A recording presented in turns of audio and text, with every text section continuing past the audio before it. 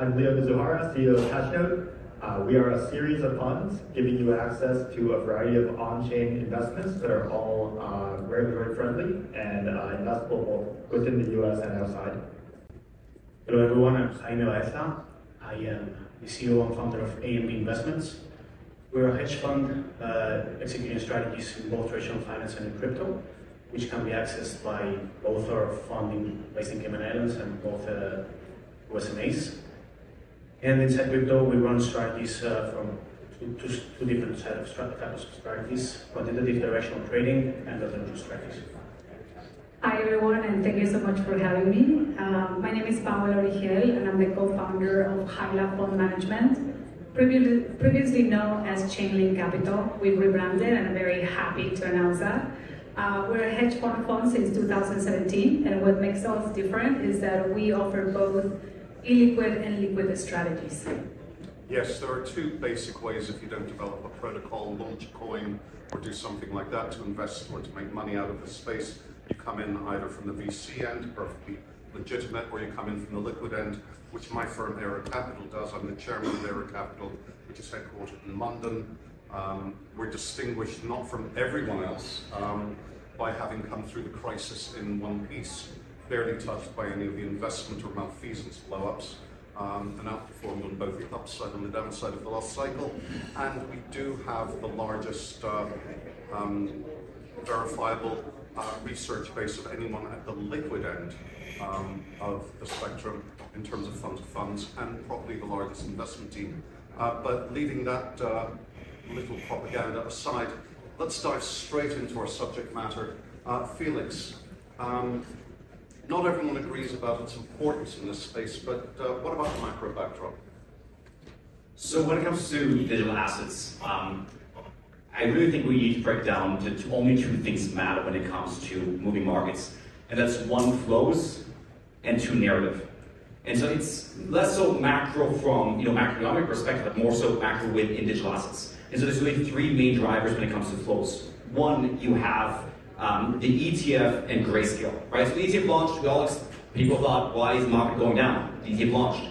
Well, there's this one thing called GBTC, and GBTC was the first exchange-traded product that accumulated as much as 25 billion in assets. Now, who owns GBTC? It was things like FTX, things like ECG, a lot of bankrupt companies. So what is the only thing they could do? Sell, right? And so we have this kind of flow that's negative for the immediate short term. In 9 days, 5 billion in outflows from that one entity alone, right? On a net level, still 800 million inflows.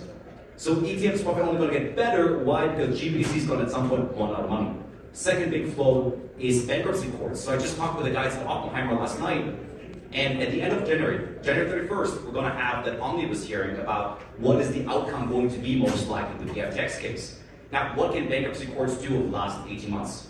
Sell, sell, sell. That's what they've been doing. What's going to happen in the summer, they plan to make the first reimbursements. How is the reimbursement going to be? Cash. Who's it going to? Crypto natives. What are crypto natives going to do with cash?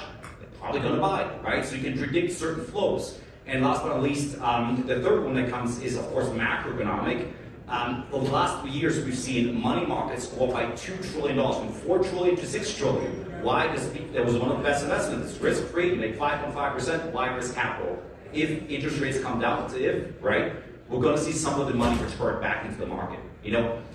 Narratives, I'll keep it short because you guys, as crypto days, know some of these. The halving's coming up, and I'm sure the ETF marketing machine will pump that into the mass media as much as possible. Secondly, we're going to have new token launches, and that's going to be huge. On our venture portfolio, there's at least half a dozen tokens that are going to come to market. Nobody wanted to launch a token in a bear market. And so now that things are getting warmer, new ideas will come into the market. And last but not least, and I'll keep it short because I'm sure we're going to talk about this later, regulatory clarity. There's a lot of cases that hit the finish line, and some, like the Coinbase case, are about to hit the finish line. And once you know, okay, what is a security, what's not a security, there's going to be a lot more opportunity for newer ideas, new innovations. Okay, and that last point might be our jumping off pad for talking about regulation. But on the macro question, do you want to add anything, Leo? Yeah, I guess I agree with large parts of that. When I think macro, I come from traditional finance. I'm originally a fixed income trader, and I actually do think that there is a significant component to two of your points, both from from a general macro perspective in terms of rates, but also in terms of your narrative, a lot of that comes from the availability of money, right? So venture capital, I think, is the primary reason why you end up with altcoin outperformance.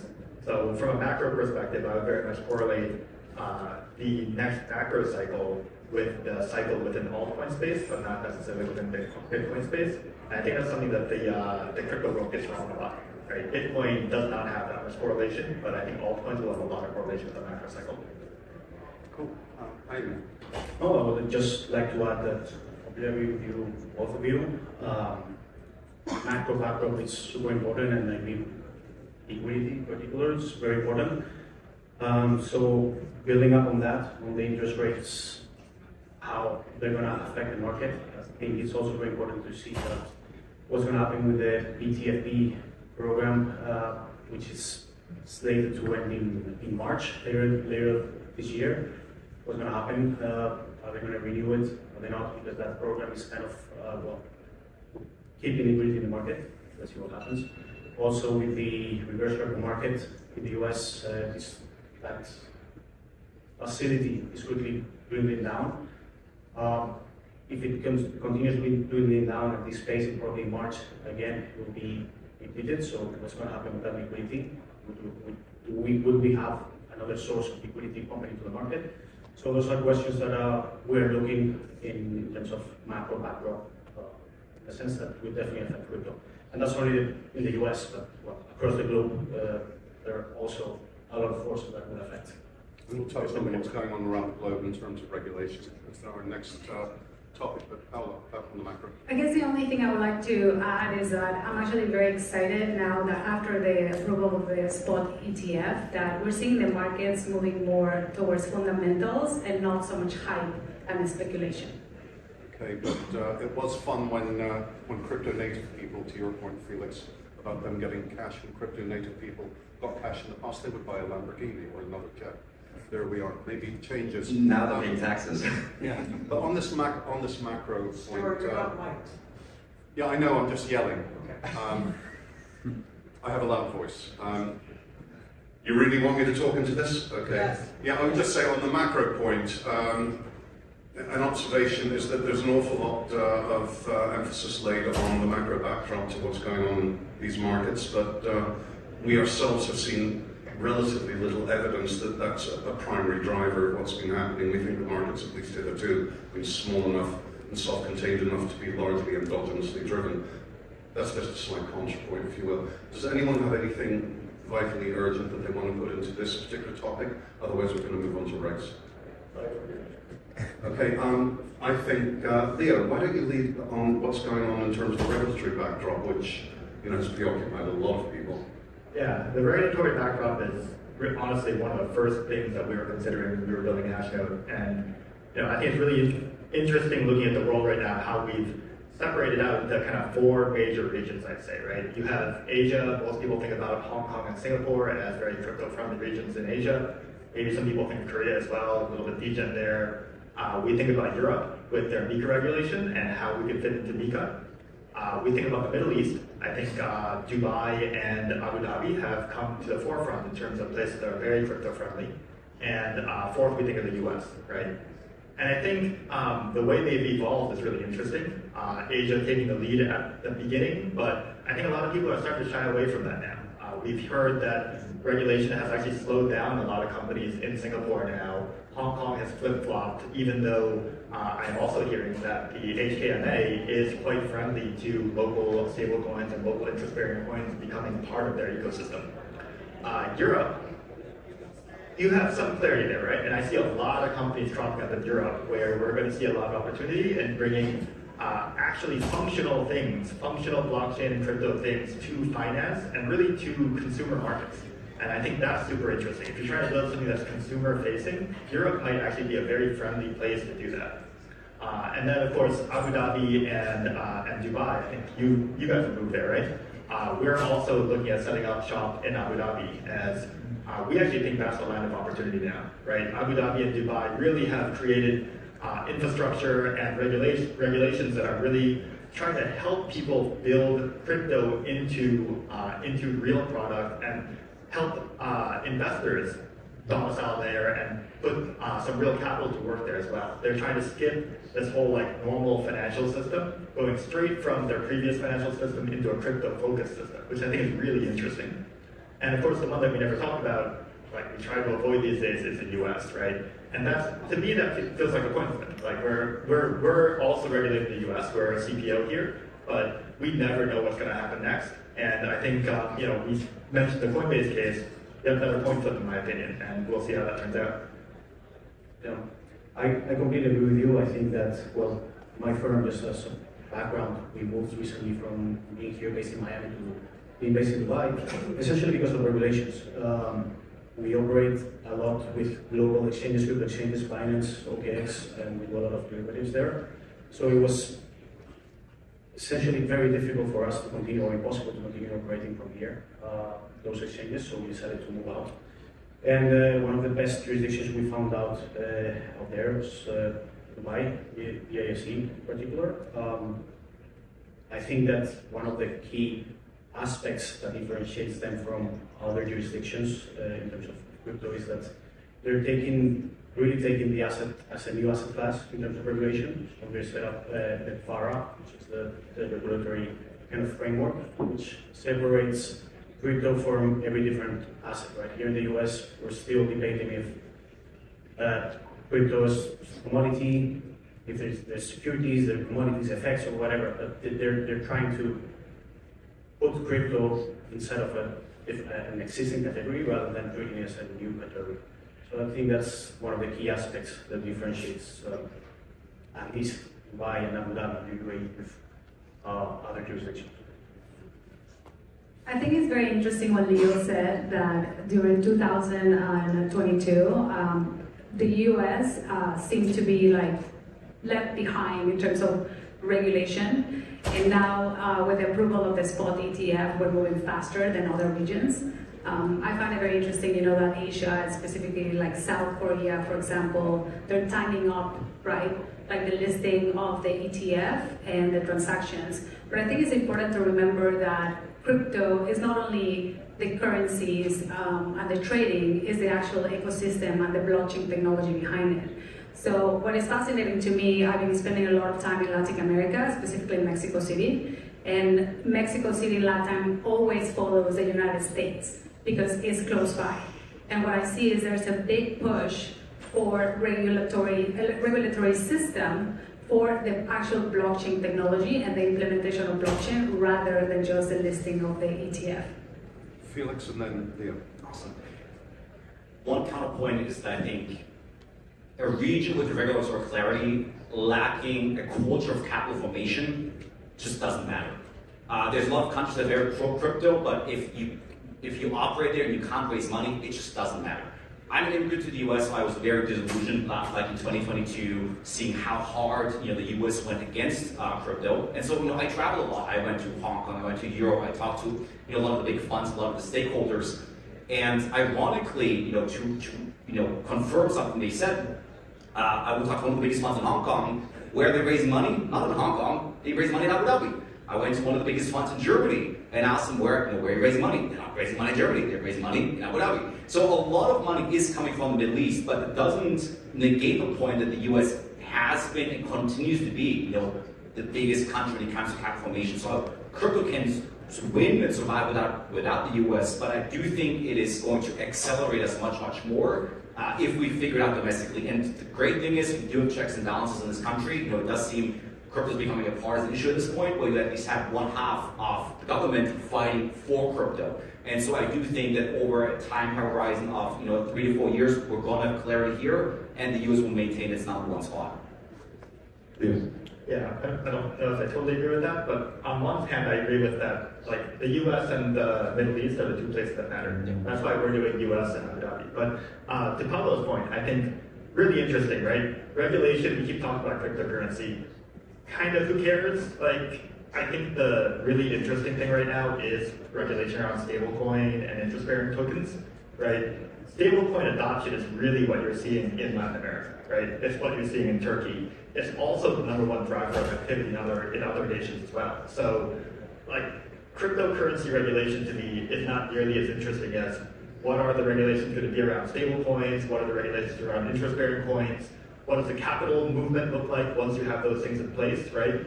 The U.S., the U.S. hegemony within the financial markets was entirely based on the dollar and the euro dollar and the petrodollar, right? And they could maintain their lead as a global financial system if they maintain their control of stablecoins and dollar as the primary financial currency across the globe. But I think they're doing a really good job of trying to lose that dollar hegemony by trying to give it away to euro stablecoin, Middle East, Hong Kong's trying to do a stablecoin, I guess they're pegged, so it doesn't matter much. But I think that we really should be focused more there necessarily than on cryptocurrency itself. Anything to add, anyone? Okay, let's move on to tokenization, which has excited a lot of people. Fairly nuanced space because it isn't all quite as positive as the commentary it makes out, in my view. But let's start with you, Henry. Sure. Yeah, so I think regarding tokenization, I think after Larry Fink's comments a couple of weeks ago by saying that whether the ETF approval, Bitcoin spot ETF approval was great, but it's just a first step towards the ultimate goal, or next step will be tokenization. I think it puts, if there were any doubts about in the financial market about this would happen, I think that it cleared most of those doubts, and now it's more a question of how and when it will happen rather than if it will happen. So having said that, I think one of the key questions we need to ask ourselves and we need to understand how to best navigate this disruption with the financial system, I would say, is to understand first why tokenization will happen. I think it will have different lines of benefits. One very evident is reduction of costs, so it will make everything more efficient. Back office, settlement, trading 24/7, so cost efficiency, reduction of cost. Other issue is, or other item is the accessibility for everyone to trade. And then I think one of the key aspects that probably flies under the radar is efficiency, the improved efficiency of collateralization.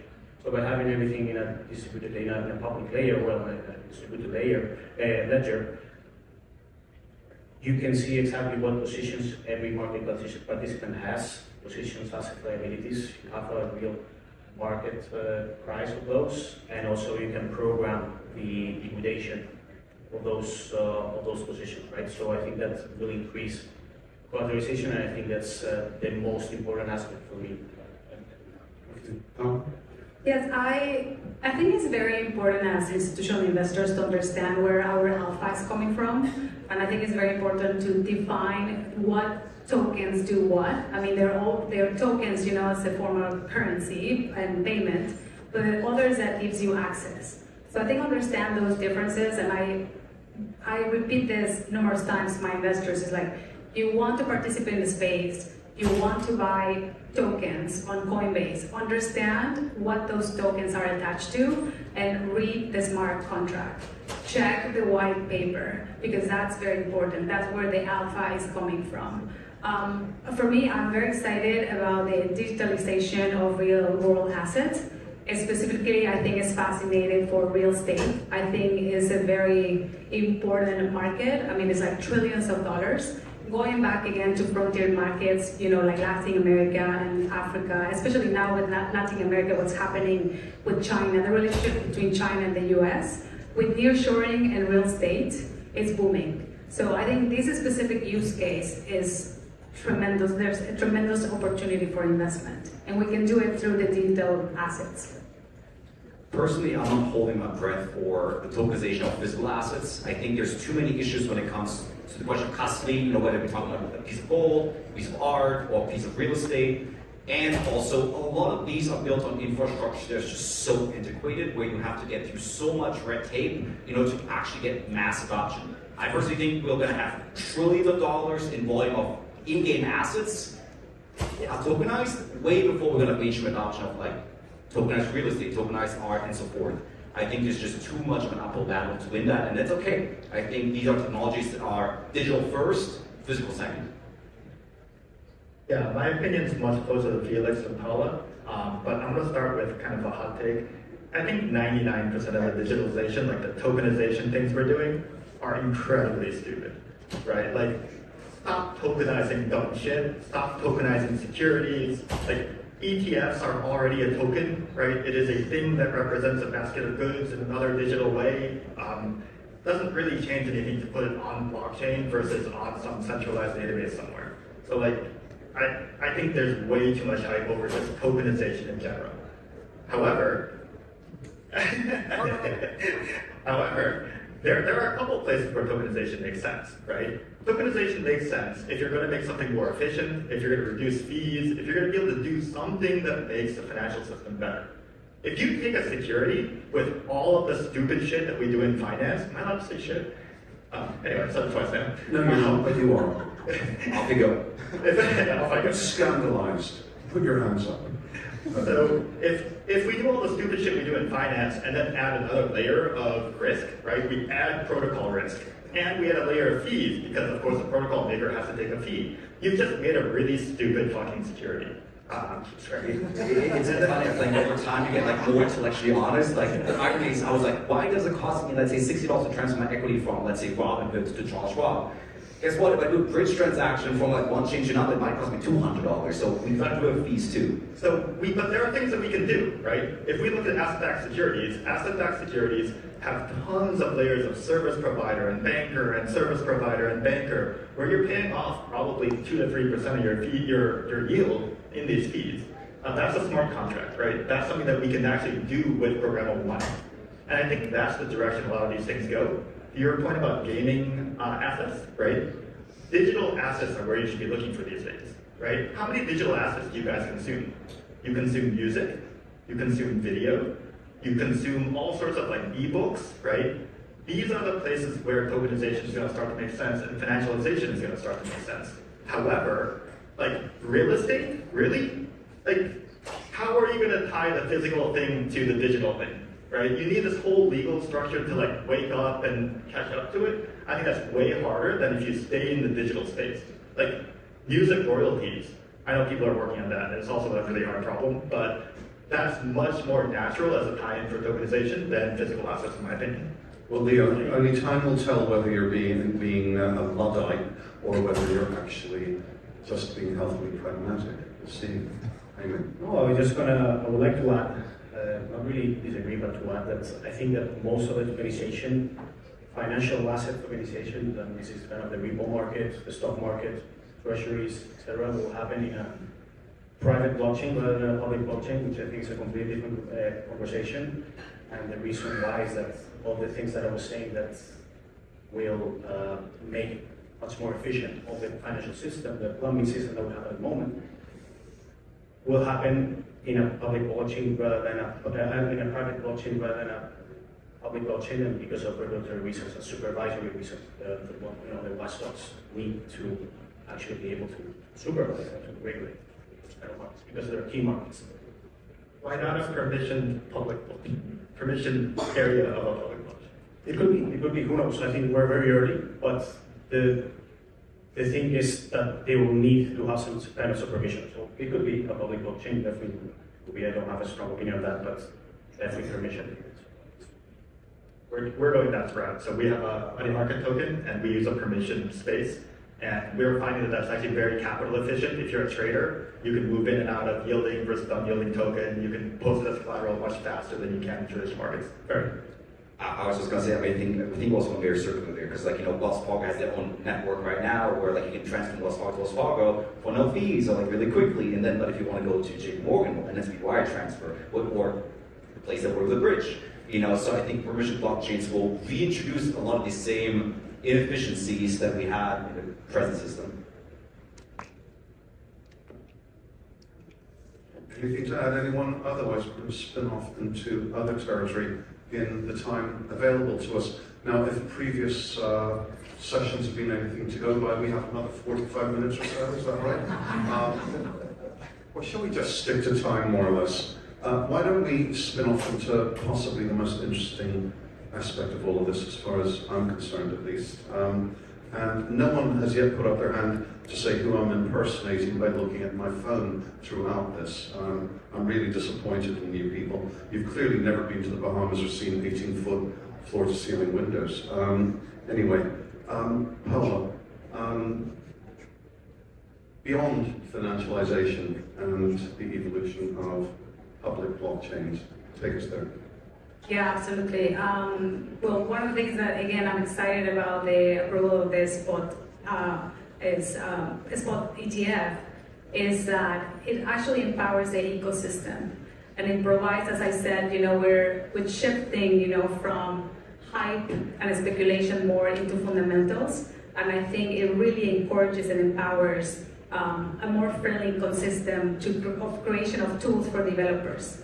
And I think that as the space is growing and becoming more institutionalized, we're seeing that different layer ones or different blockchains can be used for different applications. So we're starting to shift away from the idea or the notion that it's going to be just one single blockchain. It's going to be Ethereum, or it has to be Bitcoin, or it has to be Solana. I think we're starting to see that Solana is a much more faster, more scalable blockchain, for DeFi solutions, while Ethereum is such a friendly environment and a community that is perfect to build applications on top of that layer one. And what excites me the most also is like Bitcoin as well. After the approval of the ETF, there's a huge injection of capital, and people are excited to make Bitcoin actually much more programmable and much more scalable and secure. So I believe that each of the blockchains will have a space in the digital asset universe.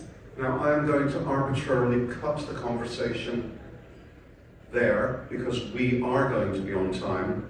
I'm simply going to say to all of you that, self-interested as I am, I'd love you all to put your money with Era Capital because we are the best fund of funds on the planet at the liquid end. Paula's enterprise is an extremely strong one, which we have every respect for, as is Thomas's over there in the corner. And these three people are running really, really high caliber operations at a single manager level. They're all worth talking to after this, but actually I can see some of you out there who also run very, very good funds. Andrew Woodruff over there. Oh my gosh, Mr. Almeida, you're over there. Expert on gaming, as it happens, which we touched on. And James Diorio, who's also written a best-selling book about this space. And there are others amongst you. There are lots of us who are worth speaking to about what's going on here. All I can say about this interesting space is I have never, ever, ever, in my unfortunately many, many years of working in the finance sector, seen such a lopsidedly convex, one-sided positive trade, as long as you can take the volatility and control it. For us not to be involved would also be rather boring. Who on earth wants to go back to traditional alternatives, let alone traditional finance after this? On which note, I can only thank you for being a very polite audience, and do come and speak to the panelists at your leisure. We are going to be bang on time now.